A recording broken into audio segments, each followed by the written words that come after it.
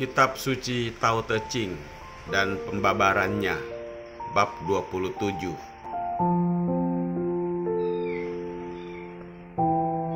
Bab 27. Yang mengenal Tao bertugas sebagai guru.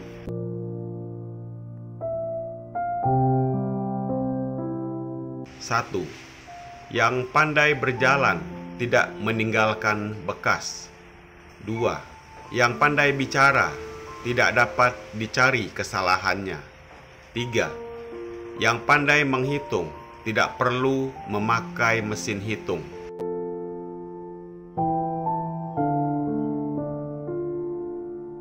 4. Yang pandai menutup tidak perlu memakai kunci atau palang pintu, toh tidak dapat dibuka. Yang pandai mengikat tidak memerlukan tali, toh tidak dapat terlepas.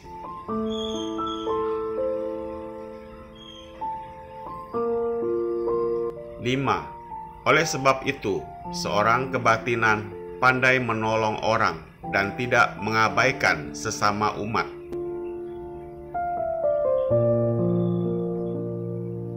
6. Demikian pun beliau pandai pula menolong makhluk, maka tidak mensia-siakan mereka.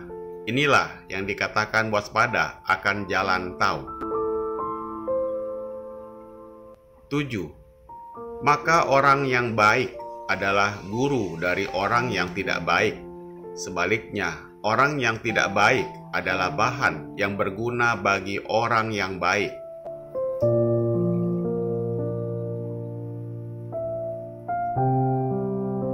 8. Tidak mengindahkan sang guru dan sebaliknya tidak cinta pada bahannya, walaupun pandai, nyatanya tersendat.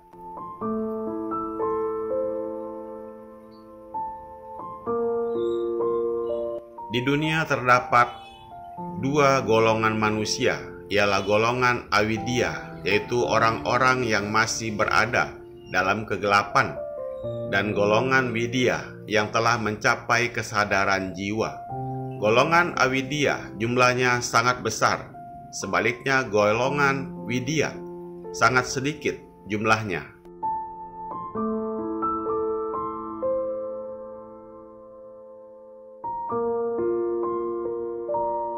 Kehidupan orang-orang dari golongan Avidya itu bagaikan orang yang meraba-raba di tempat gelap, sedangkan dari golongan Widya bagaikan orang yang memegang pelita sehingga dapat melihat dan dapat melakukan pekerjaannya dengan bijaksana.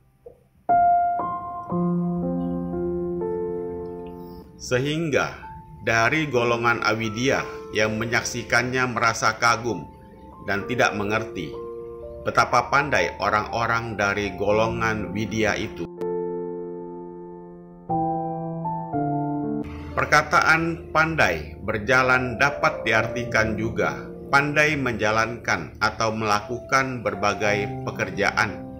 Seorang bijaksana pandai melakukan segala pekerjaan dengan sempurna,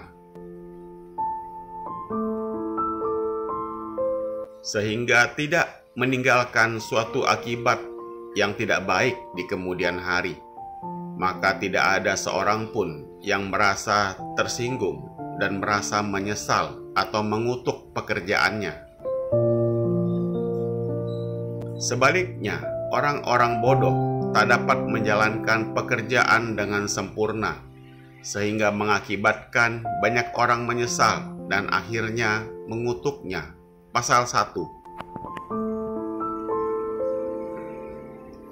Orang bijaksana berbicara dengan hati-hati dan mengerti apa yang akan dibicarakan, maka tidak terdapat kesalahan dalam pembicaraannya.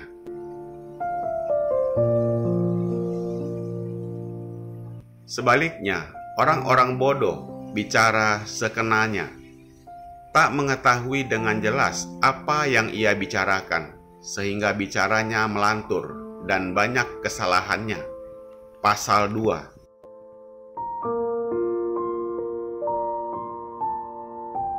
Yang dimaksudkan pandai menghitung bukan hanya berarti menghitung angka-angka, tetapi dapat juga diartikan memperhitungkan atau menimbang segala sesuatu yang akan dikerjakan.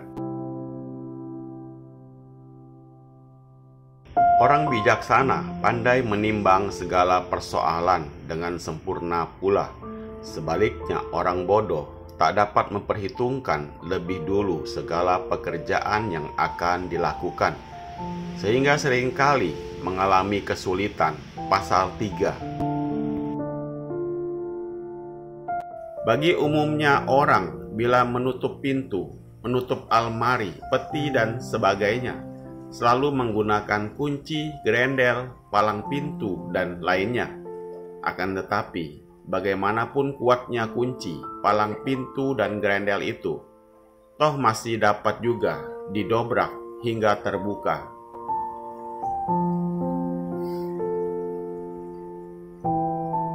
Sebaliknya, bagi orang kebatinan tidak perlu menggunakan alat seperti itu, karena bagi orang kebatinan yang diartikan menutup ialah menutup pintu hati, supaya segala pengaruh jahat, gejala-gejala buruk jangan sampai mendapat kesempatan untuk menerobos masuk ke dalam hati melalui panca indera.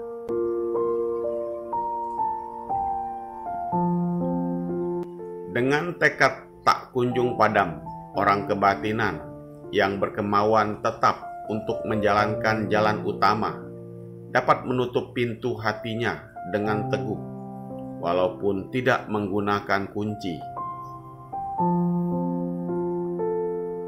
Adapun soal mengikat, bagi umumnya orang menggunakan tali yang kuat atau rantai. Tetapi bagaimanapun kuatnya tali atau rantai itu, toh ikatan itu masih dapat dilepaskan. Sedangkan bagi orang kebatinan, mengikat bukan berarti memakai tali atau rantai, tetapi mengikat dengan kemauan keras.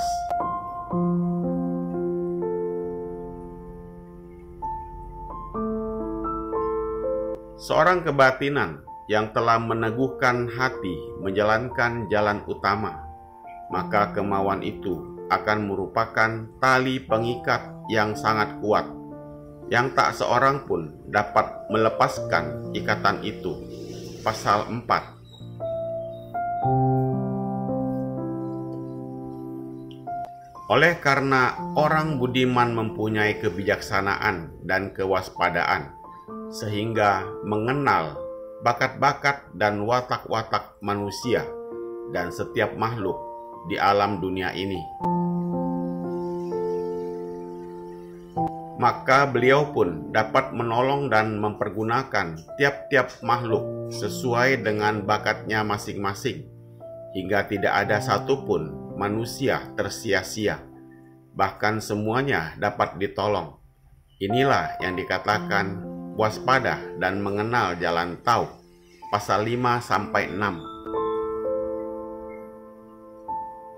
Orang-orang baik itu mempunyai fungsi atau kewajiban sebagai guru untuk membimbing, memberi tauladan baik dan memberi nasihat-nasihat terhadap mereka yang tersesat jalan.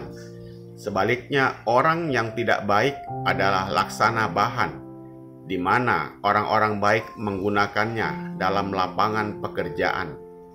Pasal 7.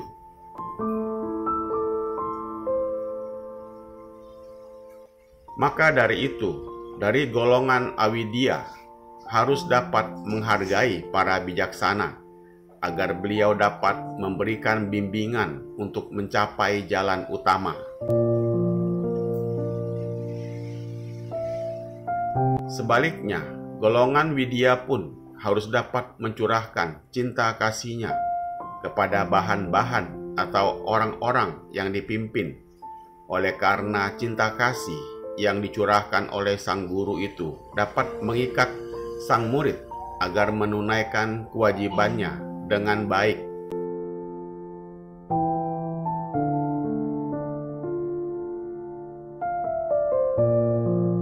Memang banyak murid-murid yang bodoh hingga menjengkelkan sang guru, Tetapi guru-guru yang bijaksana senantiasa berlaku sabar dan terutama rasa cinta kasih terhadap murid-muridnya, memperteguh hati sang guru untuk bersabar.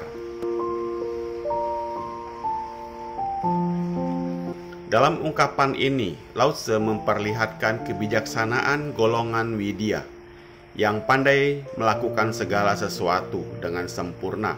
Maka dari itu, mempunyai tugas sebagai guru untuk memberi bimbingan pada golongan Awidya agar mereka memperoleh kemajuan dengan seksama.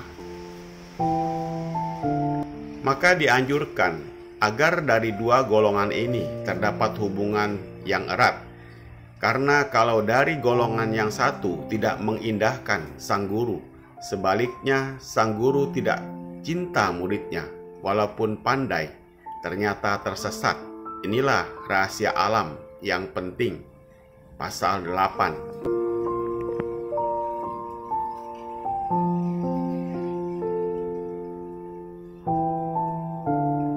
Semoga bermanfaat. Terima kasih.